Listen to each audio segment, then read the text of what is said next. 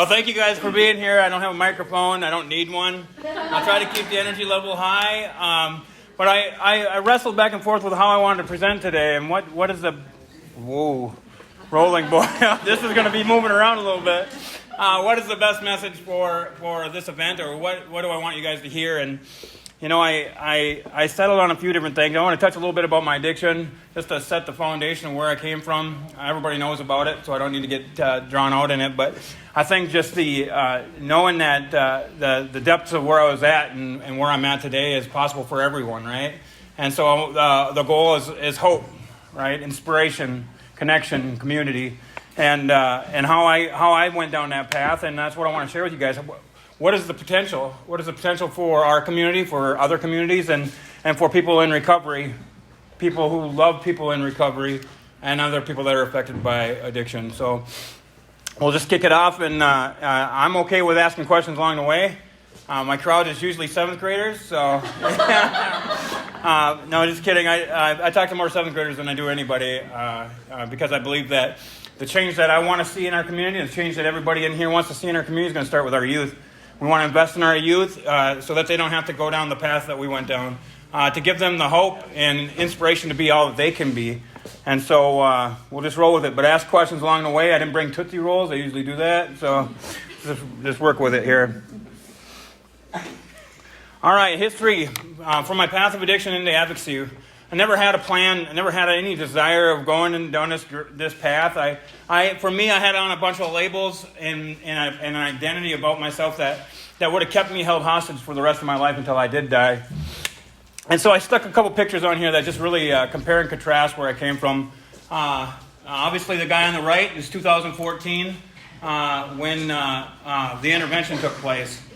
And so let me just paint this picture for you. I struggled with addiction since I started drinking around 8 years old, and then led into drugs. I made a pact after my dad died of addiction. I made a pact with my best friends, my group of people, that said, you know what, I'm never going to do drugs. And I meant it. We meant it. You know, our group of guys that hung out, we meant that we'd never touch it, right? But I was going to keep drinking. I had alcohol in its own little category all by itself because it was socially acceptable, and everybody in my life drank, right? And so we continued to drink, but under the influence of alcohol, I got introduced to marijuana. And then in a short order, I got introduced to cocaine. And then I got introduced to methamphetamine.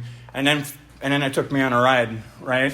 I went from being totally involved, senior class president, homecoming king, active in my school, to running from the police, getting the doors of my house kicked in, and then going from pleasant conversations with law enforcement into investigations with law enforcement, and it's quite the transition, right? But I got into recovery the first time in 2000, and I never had a plan on ever going back. My brother asked me a question, and I didn't realize it until after I relapsed. But he said, "How long do you plan on staying sober?" And I said, "Well, you know what? As long as life doesn't ever get worse than it was when I quit." I didn't even know that I painted myself a reservation for the future to use, right? I created an opportunity for me to get high for some reason that I painted up in my life. And so that ended up coming in 2009. In 2009, during the housing crisis, my house was getting foreclosed on. I stopped doing meetings. I stopped doing church. I stopped doing everything that was needed for my recovery. And the next thing you know, I'm spending money like I am in active addiction. I'm moving people into my basement and trying to get them clean, right? Because I got this ego, right? Because I was involved with a lot of things. I was part of the Meth Coalition back in the day. I did a lot of speaking engagements back in the day. And that 2-inch platform that I stood on, man, well, I thought I was something. All right? I was Mr. Meth. I thought I had the answer to everybody's problem. And what I was going to do is I was going to move them down to if they can't get clean and treatment, I'll bring them to my basement. And so I did. I had a guy down in my basement, and I'm just getting him clean. And he's hearing me struggling about money, and our bills are getting backed up, and we're getting foreclosure letters in the mail, and he says, "I can help you." I'm like, "Well, how are you going to help me?" He's like, "Well, you know what? I'll take a trip out to Washington. We pay for an ounce, and I'll get a pound. I'll sell it for you so you can stay in recovery." What? And I said, "That's a good idea." Because I want to be clean. Well, maybe it wasn't about being clean. Maybe it was about keeping a persona of being clean, right? Because I wanted everybody to think I was still perfect, right? Because I wanted to keep up the idea. Well, I sent him out to Washington, and he starts taking in concerts out there and everything else. And I'm like, where are you at, man? I got another foreclosure letter. The phone won't stop ringing. I stopped opening mail. They repoed my car. Right? What's going on? Well, he finally comes back. I got a couple dollars back from him. It didn't fall through. And I said, you know what? The only way to do this is to do it myself. So I hopped in the vehicle and went down to the cities, and I ended up picking up some meth down there. And I had it in my possession for, I didn't even make it back to Baxter. I made it to Deerwood. And then all of a sudden I thought, well, how do I know it's real? How do I know that it's not cut? You know what? There's only one way to know if it's real or not. I had the guy try it in front of me, and he's like, yep, that's good. Yeah, he's lying to me, right? He's lying to me. And I said, okay, here's the deal. I'll just try it this one time. And then I went home, and I tried it some more. And in 6 months, I lost my house. I lost my mind. I lost my family. I lost it all. And I tried to kill myself multiple times. I thought, you know what? If I want to give my kids anything, I can at least give them a disability check after I die. I tried to jump off the bridge. I tried to jump in front of cars. I tried everything I could to die. And I just couldn't do it. I just couldn't get there. And for a reason, right? And I didn't know what the reason was. So I ended up getting shipped off to treatment. My family went into a homeless shelter that they had in town here where they bounced from church to church. And I went to treatment, came back home, and I said, you know what? My wife had relapsed too. And I'm like, she probably has stuff laying around the house. I got to make sure it's not here. So I started digging around and everything. Well, find some syringes. And, well, you know what? If I really want to be clean for long term, I got to make sure I do everything. I haven't been an IV drug user yet, so I got to make sure that's off the list. And so I started stabbing myself a million times trying to figure it out. Well, somebody showed up to help me. I was on a paying contract with Dr. Feelgood over there in Aiken, and eventually he pulled my paying contract, but I still had a few morphine left, and I had another guy that was nice enough to show me how to cook those up. And then I ended up taking me to a new low. I thought that my bottom couldn't get any lower than it was, but every trap door has a trap door has a trap door. I'm speaking to people that already know that, right? And so I found myself, they wouldn't let me go into the homeless shelter because I tried to kill myself and I was mentally unstable. And so I walked back and forth across the bridge by myself, and after a couple of weeks, I finally got to go in there, and I'm sitting here bouncing from church to church and using the water in the church to get high, and I'm just looking at myself. My son ended up being born and ended up in a NIC unit, and it was just one more thing after one more thing, and it kept me sick. I wrestled on and off. I was anti-Suboxone. If you're going to do this, you're going to do it by yourself. And eventually I ended up getting on a Suboxone program. And I was sober, and then I wasn't. I was sober, and then I wasn't. When I had about 6 months of recovery, I loved to read, and so I'm reading through this novel. And in this novel, there's a character he's a detective. And every night, him and a police officer, they go to this restaurant and they drink this certain drink. And I'm just like, I'm living over in Northeast Brainerd, just over there by the liquor store and the gas station. And I bought my pop at the gas station, or at the liquor store. It was 50 cents a can. At the gas station, it was $1. So we don't even know what kind of traps are set for us, right? Around every corner, there's an opportunity. If our recovery's not strong and we're not being proactive about it, we can get caught. And so one day, my dollar bill won't get accepted in the pop machine outside the liquor store. And I see the guy, through the glass door, and I could just maybe hand it in, or I could go back to Holiday and ask for change and then walk back.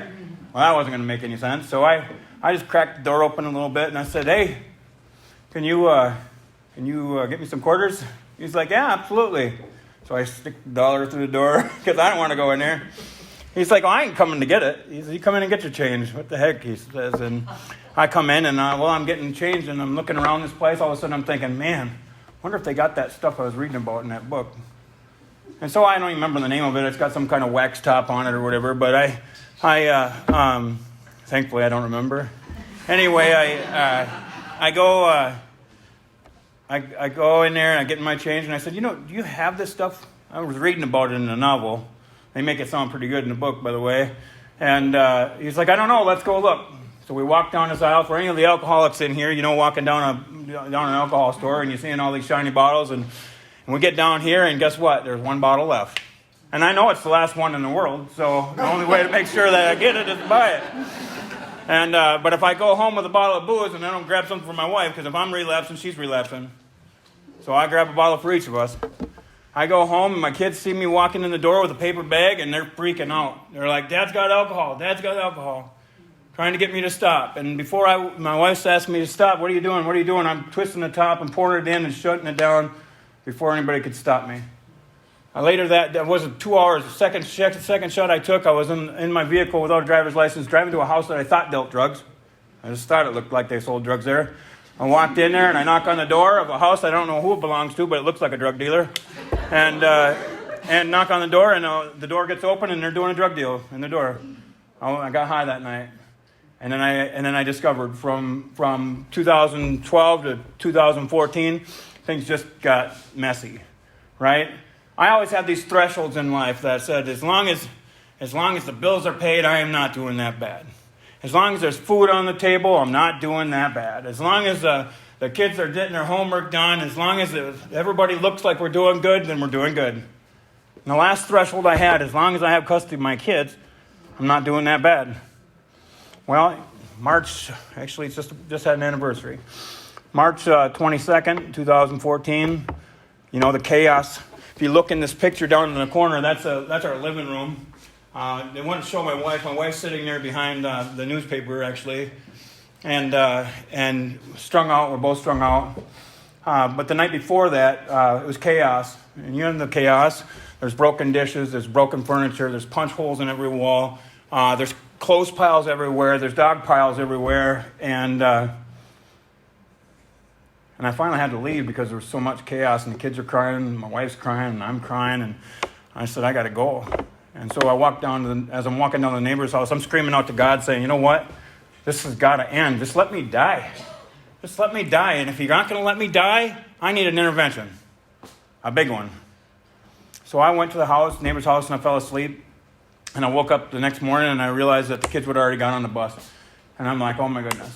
Like, how did they get ready? I have a son with special needs, and he needed help getting dressed. And I had younger kids, and I had a under 2-year-old in the house too. And I knew that we were pretty much out of drugs, so Mandy would have been sleeping. And so as I'm walking back to the house, and I'm approaching my house, and there's a window. I got some pictures I was going to pass over, but there's a lot more people than I had planned on it. But so I'm walking by the window, and my son, my 2-year-old son, was 6'2" at the time. He's staring out the window. How many people have seen those commercials on TV with the countries, or with the kids that are looking for food or looking for support, and they've got the lost look on their face, the lack of hope, the lack of dreams? Well, my son, Kale, had that look on his face. I didn't acknowledge it until afterwards, right? I didn't acknowledge it until later on, but I came in the house, and the first thing I should have done is taken care of him, but instead I got a fix. And then I got him dressed and changed and looking around at everything, and then all of a sudden, well, of course, I ain't going to the door. I'm going to peek through the blinds first, well, the broken blinds. And as I look out there, I see 2 Brainerd squad cars. So I pick my son up, put my hand over his mouth, and I go back into my bedroom, lay down next to Mandy in the bed, and just close my eyes. My son's giggling and laughing. He's thinking, oh my goodness, Dad's playing with me. What in the world? And I'm just like, shh. And the cops knocked on the door, and then they knocked on the windows, and then they knocked on the doors, and then they knocked on the windows, and then they stopped outside our bedroom window. So we can hear a kid giggling in there, and we're here to do a child welfare check. So you're either going to open the door, or we're going to open the door. I know how child welfare checks go. They're coming in to make sure the kid's okay. And I'm sure they know I do drugs in there too. So, but still, again, I had that old part of who I was. I wasn't opening the door for the police. So I woke my wife up, and she went and answered the door. They came in, and they went right around us into the bedroom, and one officer held us in one room, and I got my son. I'm holding my son, Kale, and I hear him rummaging around. It's not like he had to rummage much, because everything was laid all over the place. And he comes back, and he says, you need to call child protection. You need to call social services, child protection. You need to call the task force. You need to call probation, because I was on probation too. My idea of probation was I was supposed to call every day to find out if I had to take a UA, and I figured, you know what? I'm just going to stop calling, and when they come to pick me up, I'll know it's time to be done. They never came. They never did come. 2 years, they never came to pick me up for a probation violation. And so I sat there, and they had me sit down on the couch, and so I'm sitting on the couch with my son, and I'm very much in belief that there's a God out there, something definitely bigger than me, right? And as I'm sitting there, I know for a fact that every chemical in my body was sucked out of me so that I could remember it. Every time I tell this story, I can smell the stinkness of the house. I can see in every image, every moment, split seconds of what was going on that day. I knew it was coming. I knew what was going on. They're walking around and they're taking pictures of everything, right? And they're shaking their head because they're just disgusted at what they're seeing, right? And then it came to a point where I'm sitting on the couch and the social worker says, Brian, Kale needs to come with us. And I'm like, well, what for? Well, because you're going to jail. And I'm like, what for?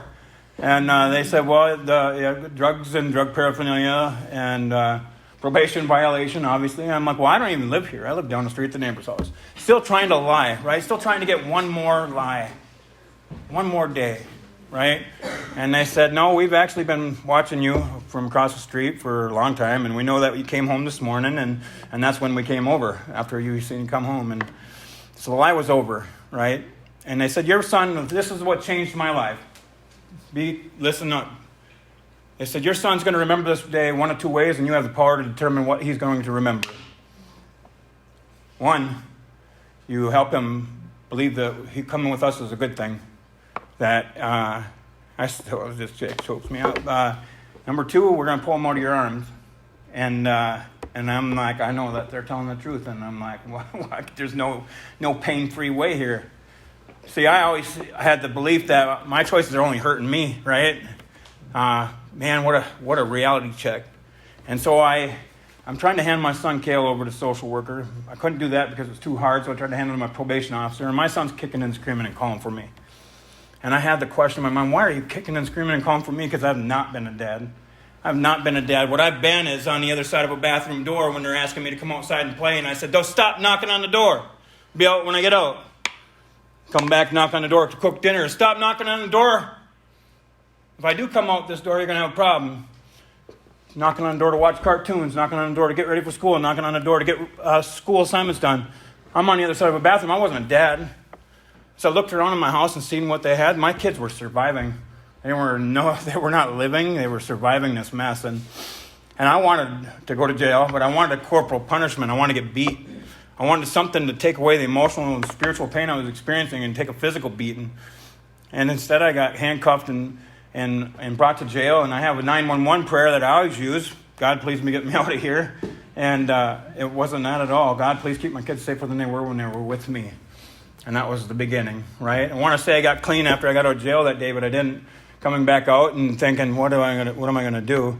I got child protection cases. I got 6 felonies I'm being charged with. And guess what? Surprise! My wife's pregnant too. And I said, well, the best part about it is it can't get worse, right? Can't get worse. Well, I just laughed. I walked to the door and the sheriff's deputy handed me eviction papers. It gets worse. It gets worse. Go to child protection hearing, and as I'm sitting in the room, and because my wife and I weren't married at the time, she had an attorney over here, and I had an attorney here, and all of our kids, because we had 5 at the time, each had representation over here. And as I listened to them, sober-minded, talk about what my kids were enduring, I had kids that tested positive for methamphetamines, opiates. See, we would fall asleep with syringes in our lap, and the kids would squirt them out. You know.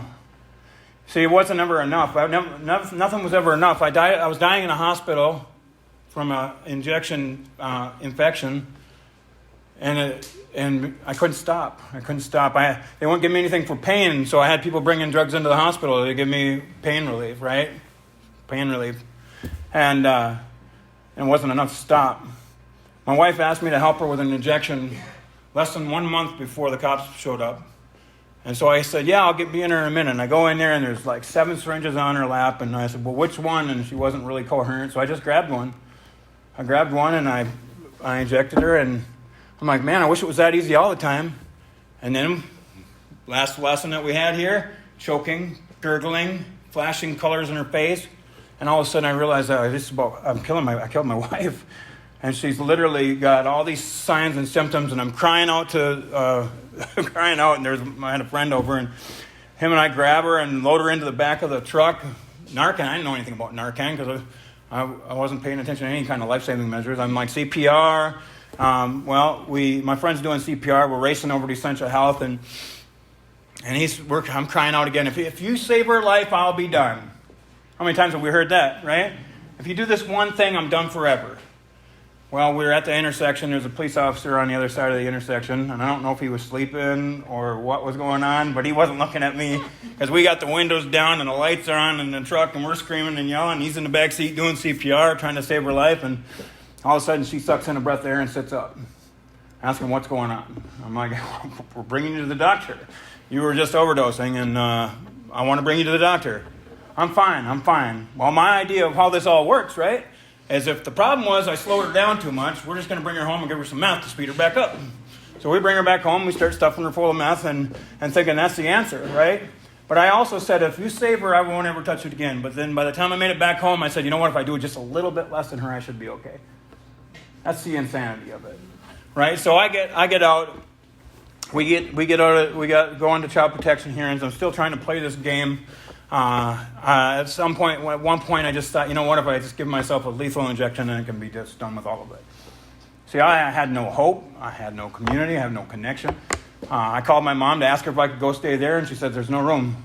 And I'm like, well, I'm talking about the spare room, the one that doesn't get used. And she says, there's no room.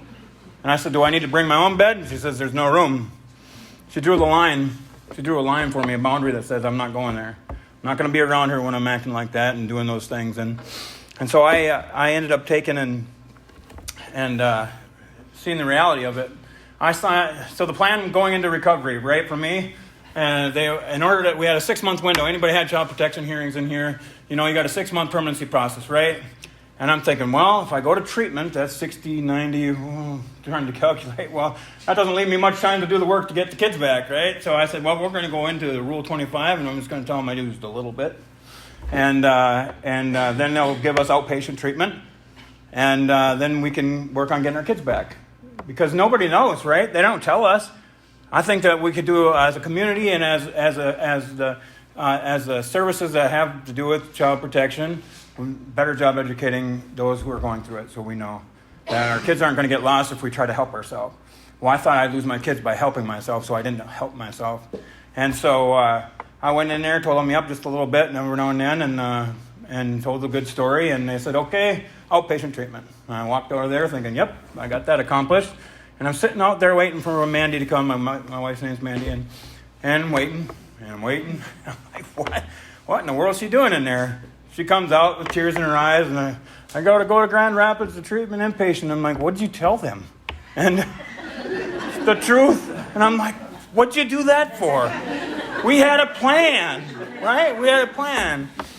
Well, she went and started going to get the help she needed, and right away, Crow Wing County offers a lot of programs. That's the cool part. I'm inspired because I see the service providers here. Not all of them are here, obviously, but we have a lot of resources in this community if we can make sure that everyone knows about them. And so she was going to head off to Grand Rapids, but before that, we'd already been evicted from our house, so we're in a tent. I'm set up with Minnesota Adult and Teen Challenge outpatient program, and I'd missed so many days, I forgot what days I was supposed to be there. So I had to call him and ask him, this is Brian, I forgot what days I'm supposed to be there. Yeah, I think they're going to kick you out. And I begged for one more chance, and the very next day I got called for a UA, and I called somebody and got some urine from somebody's child, and as I'm trying to fake that UA that next day, and my hands are shaking, and I just looked, and I've got a little bit in the container, and the guy says, well, that's not enough. I said, well, we're going to sit here all day because it took me that long to get that much urine. I went at closing time for a reason, right? And we got our ways. We know he wants to go home, and I don't want to waste his time, right? And so he says, well, I'm going to try testing, and if there's not enough, I'm going to have to stay here with you. He wasn't too happy about it. Wouldn't you know, there was just enough to get a test on there, and it was negative. And I said, I'm done. I'm done rolling the ball, the dice on my children. I'm done picking that lifestyle over my children. I'm done. And I looked at my wife, and I said, here's the deal.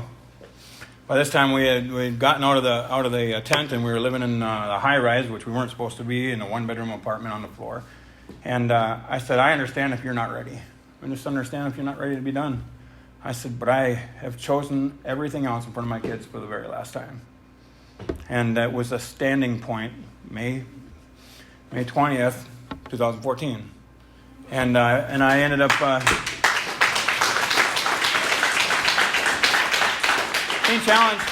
Teen Challenge gave me another opportunity too. I said, I promise I'll commit and do everything I can, 100%. And so I started going in there. You know, we all, in treatment, they give you assignments, and most of the time we just want to hurry up and get them done. But I dug deep. I drilled in, and I didn't just stop there. I'd go to meetings at the old Lakes Area Alano Club over there on Maple Street.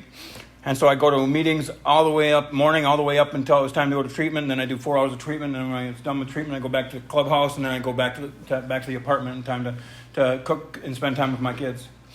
And I did that all the time. And you know what? It's always the way it works. But as I was walking one day, a guy comes up that I know, and unfortunately he's no longer with us.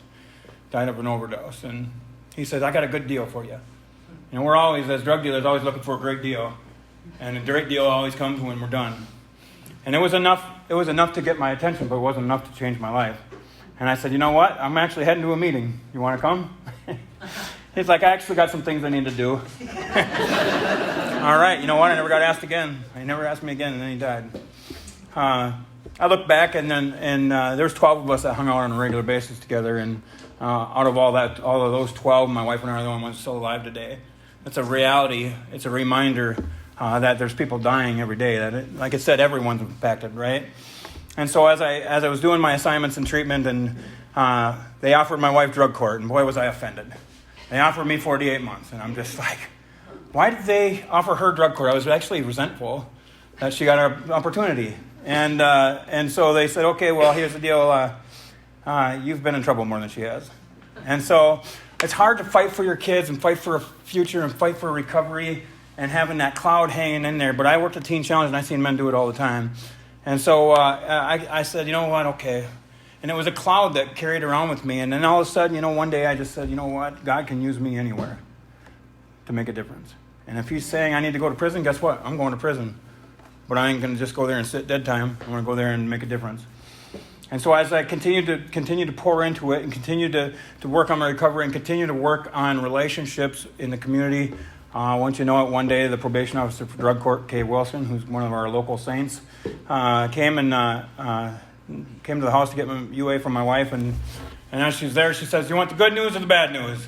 And I'm just like, I didn't think there was any more bad news left.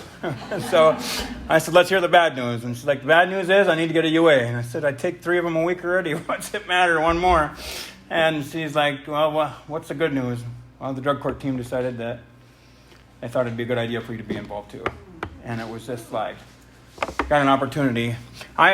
Second chances are a big part of my story and a big thing I like to advocate for. And getting a second chance and the power of that second chance and the next ones can change a life, it can change a community, it can change the future. And so I recently talked about how long it took me to get into my first rental property by telling people the truth, right? Going there, fill out my application if you're the very first time, and sometimes I never even got a call, right? Have you ever been charged with a felony or gross misdemeanor? And yes, I have. But let me tell you, well, thank you. Have a good day. And one day we were watching our kids, and I got that call. Actually, I just wanted to back up a little bit. When I was talking about the resources in town, one of those resources is Northern Pines. And I was I got services for the ACT team for assistance in life and recovery and mental health. And that ACT team was just like, I got to tell a little story about that too. But anyway, they called me and said, there's another place we found to rent, right? Because I'd lost hope in it. And so I'm sitting with two of my kids, because all my kids went to different places. And I'm sitting there, and all of a sudden, I'm like, no, I'm not interested. I'm not interested in filling out my application and getting told no again. After a certain amount, it gets pretty defeating. And my kids said, I still remember, no, go, Dad. This might be the one. This might be the one, Dad. Because they knew, right? My social service wanted to return my kids to me, but it couldn't do it until I had a place to live. And so I go there, and I jump out of the car with a painted-on smile, and I said, hey, hello, how you doing? My name's Brian Andrews. Nice to meet you. And she didn't say hi. She just said, what would your last landlord say about you? I'm like, okay. Got evicted for a lot of things. So, when you're sitting at that moment, you're like, what do I tell them? I didn't want my real recovery to be based on lie. right? And dishonesty. I wanted it to be based off of truth. So no matter how many times I got told no, I was going to still stand on truth. And so I told him, and then she's like, "Oh, let's go take a look." She never did say hi, by the way. And I'm like, "So what are you going to do? Are you going to bring me in here to parade me around and then tell me no at the end of the tour?" What? And I was just like a little bit frustrated. But I was like, okay, the kids were giving me hope. And so I'm going. I'll take the tour and get told no at the end. And so I go through, we walk around. And, I mean, this place was not anything to write home about. But it was a place, right? And get to the bottom, and they're like, "What do you think?" I said, "Oh, you going to rent it to me?" I think it's great, but are you going to rent it to me? "Well, I need first month's, last month's deposit and a few other things." And I said, "But you'll rent it to me? I need first month's, last month's deposit." It was a money thing, right? I'm like, "I got the money. Are you going to rent it to me?" And she's like, "Yeah." So I walked away with a golden key that day. The first call I made was to my social worker. Second call to the guardian ad litem. Because they never wanted my kids, right? They wanted me to be a healthy dad. They wanted my kids to have a healthy home. They were cheering me on in the background. And so I called them, and they never answered, but I left them messages. And come to find out a little bit later, they actually got together in the car and drove over to look at the house right away. And I went back to the house where my kids were at, and I kind of put on a little glum look on my face and walked to the door. And they were like, "It's okay, Dad. Maybe the next one." And I pulled out the golden key. And I still remember the excitement, the dancing, the high fives, the hugs. Yeah, a spark of hope can change everything. So I left there knowing that I had a foundation. It was the first, second chance I got. And I'm like, what else can I do? What else can I do? Well, I started getting invested in, right? Northern Pines again. I had a guy that was just pretty much like the police.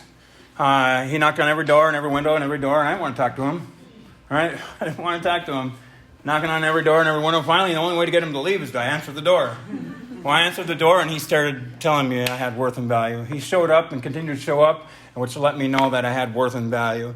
And then all of a sudden, they talk about, "You know what, you need to go through this peer specialty training like I went through because you have something to offer the community." No, can't do that. I'm disabled because I've been on disability for years. Right? I'm disabled. I can't work, along with every other label that I heard. Well, I just think it would be good for your recovery then, because he had an ace up his sleeve. He had a way to sell it to me.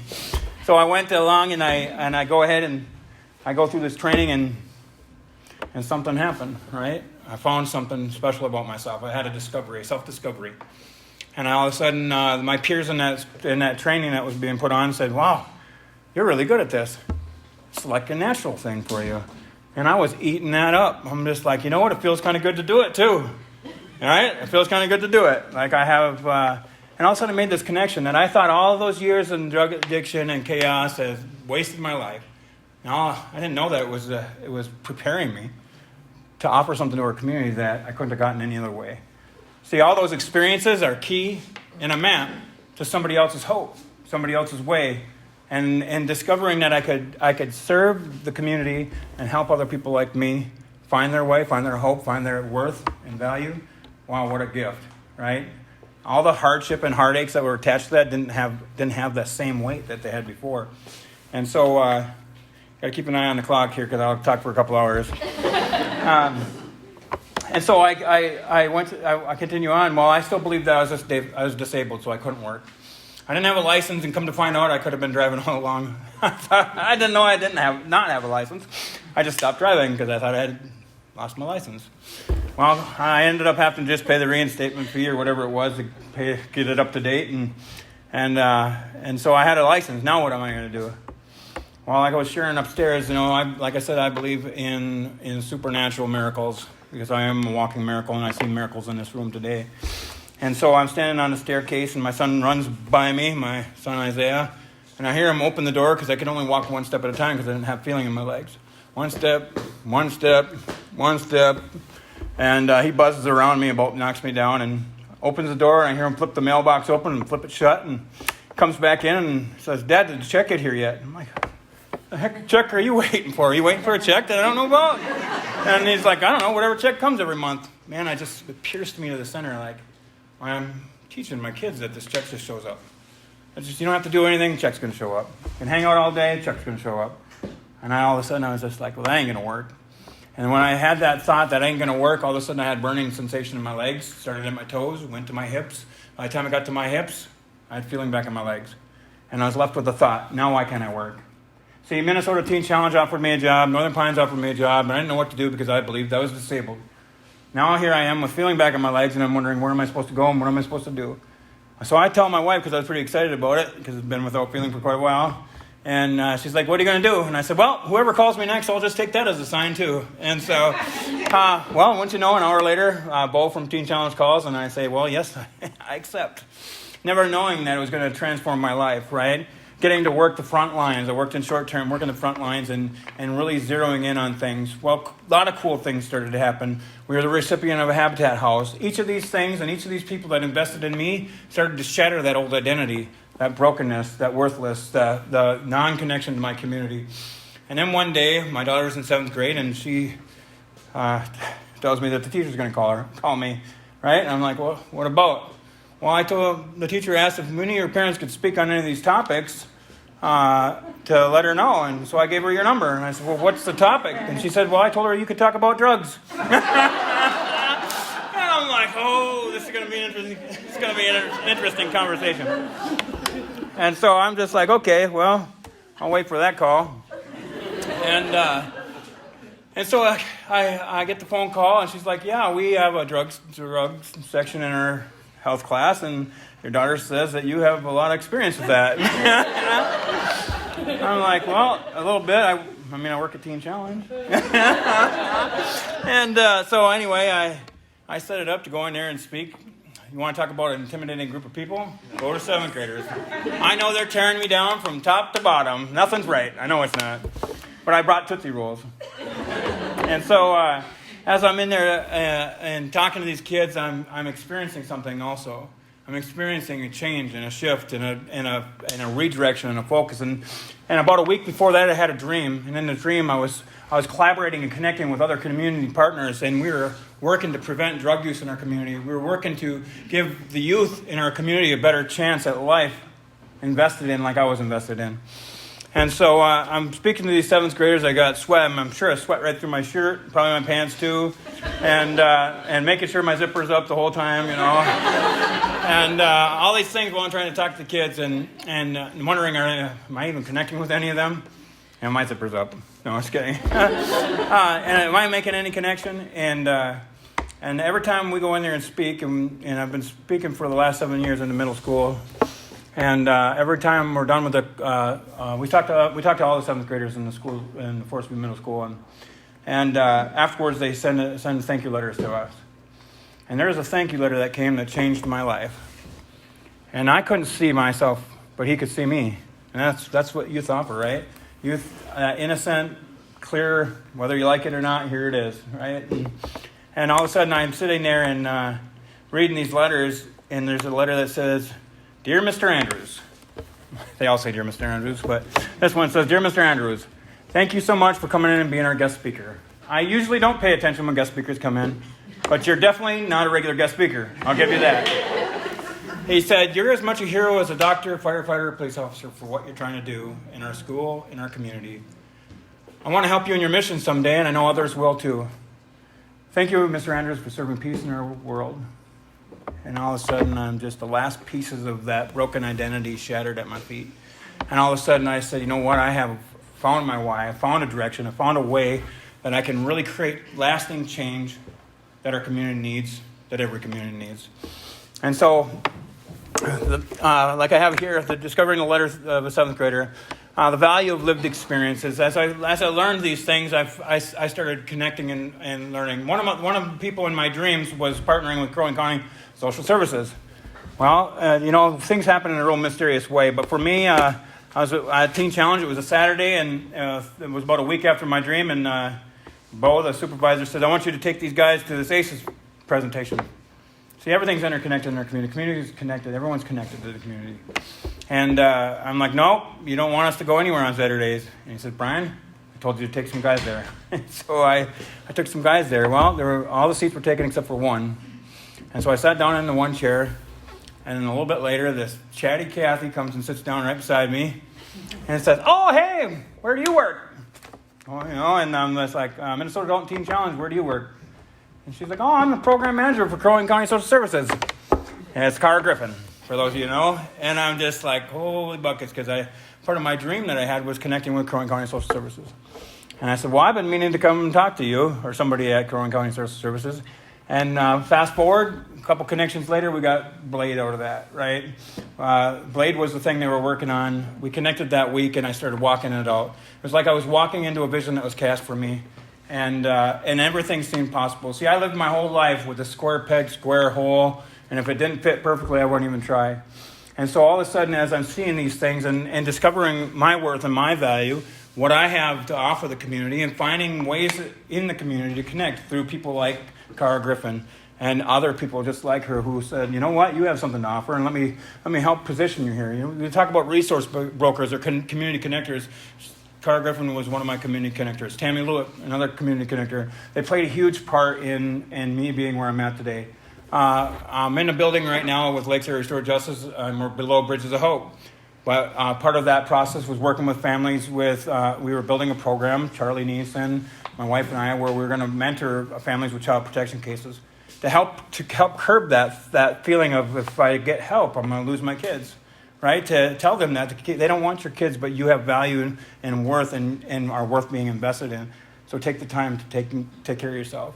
And so we wanted to do that. Then COVID hit, but it's everything's connected. So I go on.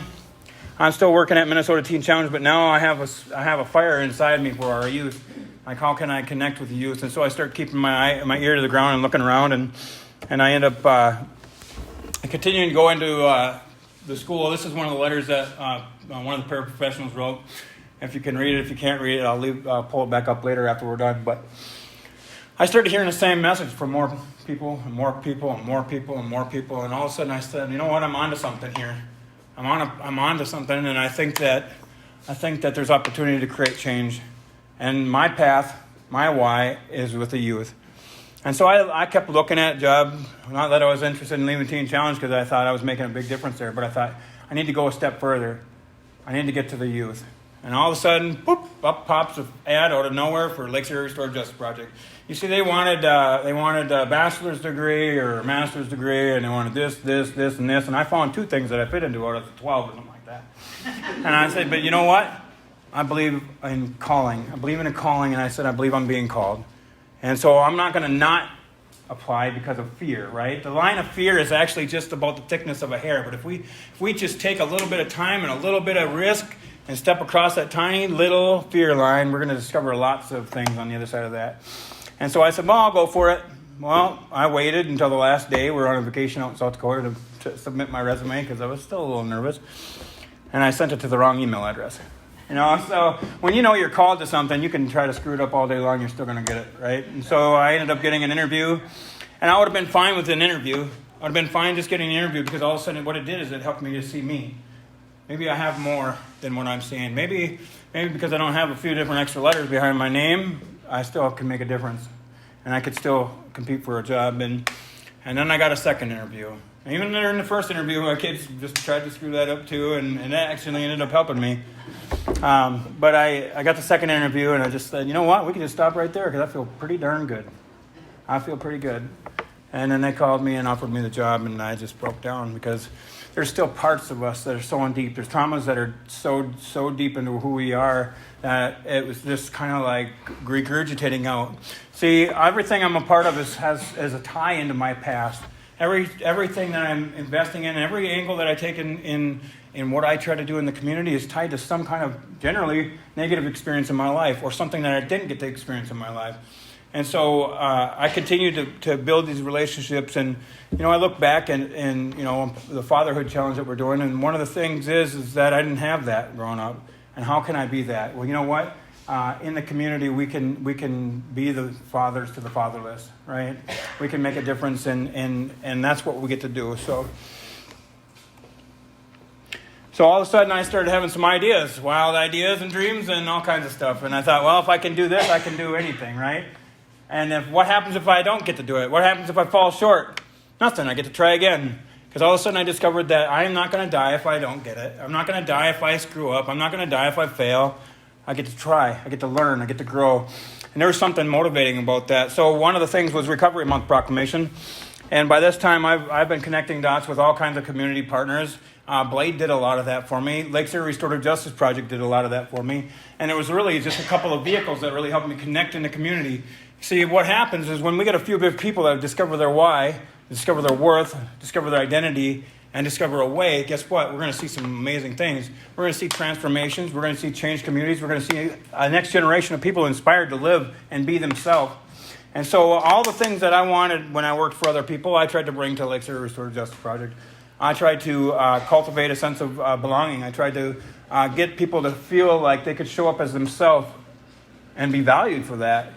See, I had got to see myself through several different people for the first time, and I started to love who I seen. And from that came opportunity, and opportunity, and opportunity. And I just started trying to challenge that a little bit. Well, how far can I go with it? How far can I go? I don't want to be done. We don't want to ever arrive. Whether you're in recovery or you haven't ever had a problem with addiction, we don't want to arrive. We want to continue to learn, grow, and launch into the next level of our lives. And so I continued on, and I started getting surrounded by people. It's almost like people are attracted to it, right? People are attracted to change. People are attracted to the light of and the excitement that comes with dreamers, creatives, right? I see a few type A's out here, but I see a lot of creatives too, and that's what it was. Is I get to be around a lot of people that like to dream for something better for tomorrow, and so I continue on. You know, my son one time said, "Dad, can you help me with the project?" And I do everything my kids ask today, right? And so I said, "Yeah, absolutely. What is it?" He says, "I need to get a picture of a leader," and I'm like, "All right, well, so let's type in leader on Google, images of leaders." And so a couple popped up of cartoon-style leaders, and he's like, "Nope, I already did some searching. I want you. I want a picture of you." And I'm just like, man, that cut deep. That's the same son that saved my life when I had to hand him over to child protection, right? And so today I look at first my home, right? What can I do to invest in my kids? What do I want? What did I want to always hear? I wanted to hear that somebody was proud of me. I wanted to hear that I was loved. I wanted to feel safe. I wanted to feel like I could go places and do things. And now, unfortunately, I created this idea of that was the way it was in my life, but it wasn't. It wasn't the way it was at all, right? I was in survival mode from the time I was young, from traumatic experiences from people, all the way through the traumatic experiences of trying to have a relationship with my dad. And so how can I be that dad that I wasn't able to be before? And so all this continues on. And so building and connecting partnerships for change. I never realized, I said I'd never be a leader again, just so you guys know. But the reality was I was never going to be a boss again. Definitely wanted to be a leader. When I discovered the difference, I was just like, okay, I can fit into that. There's only a couple people that get to call me boss. And then they laugh when they call it to me. So our community change, right? It starts with us, you and me. What are we going to do? Where can we fit? Part of that whole process is seeing a need. Everybody in this room is here because they see a need, right? Where do you fit into it? Are you doing and capitalizing out of every part of who you are and all your experiences, whether you come from that background or not? Are we really drilling in? Are we where we're supposed to be? If you feel like you're working at any part of what you're doing, you're probably in the wrong place. Just saying. Discovering your why and connecting that with the community. And building community partners. People want to belong. Something I longed for. I wanted to feel like I had importance. I wanted to feel like I had belonging. And every part of that came from the wrong sources, right? Being in this sense of power. I wanted a sense of power. Listening to my parents argue about not having enough money or trying to decide which bills they were going to pay, I said, you know what? I'm never going to live that way. And becoming a drug dealer to try not to live that way. And then I ended up that way anyway. Identify organizations and partners. Who do I fit with? How can I serve in that capacity? And is there a spot for me? Well, just so if everybody's wondering, there's a seat at the table at LARJP for everybody. Just know that. Connect people to organizations and collaborate for change. It's a we over me mentality. Too many times in too many places, including in Crow Wing County, we have silos that are built that restrain growth, restrict growth, and restrict the collaboration that it's going to take for community change. I see it, I see value, and I see worth in everyone I talk to.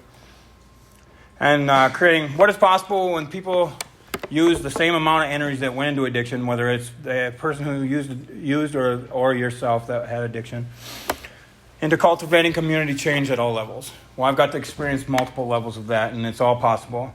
What I always talk to the kids about, or when I'm speaking in diversion classes, I said, here's the deal.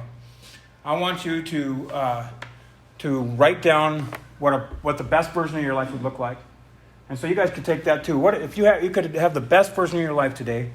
Write it down what it looked like. And I promise you, if you continue to invest in yourself, invest in others, that dream is going to be small in comparison to what you really get to walk out in life. I'm living proof of that. And some quotes here. How you make others feel about themselves says a lot about you. You don't inspire your team by showing them how amazing you are. You inspire them by showing them how amazing they are. Too often we understand the power of a touch, smile, kind word, listening ear, holding a door, saying hello. You guys get the picture, right? Take a second. It takes a second to change somebody's life. It doesn't have to be dramatic. It doesn't have to be like this giant event. Just showing kindness and love is absolutely powerful. And from the darkest of places to the brightest, doing it together is always better. And I'll just wrap it up right there. I'll open it up for questions, actually. What do we do for time here? We got 9 minutes worth of questions to ask. And I need at least 9 questions. So if you don't raise your hand, I'll call on you, and that's going to be even more embarrassing. So I want to answer any questions about my life that you may have not gotten answered. I've been sober since this May. It'll be 10 years.